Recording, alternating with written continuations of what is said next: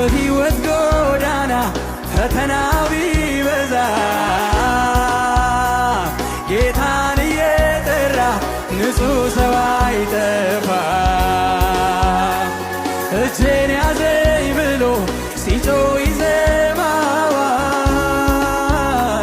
ከረግረግ አውጥቶ በድል ይመራዋል። እግዚአብሔር ሲረዳ ከሰማያት በደልን ሲያስወግድ በቅንነት ፈርዶ አላያችሁም ወይ ወጥመዱ ሲሰበር ምርኮኛው ተለቆ ማዳኑን ዜን በሕይወት ጎዳና ፈተና ቢበዛ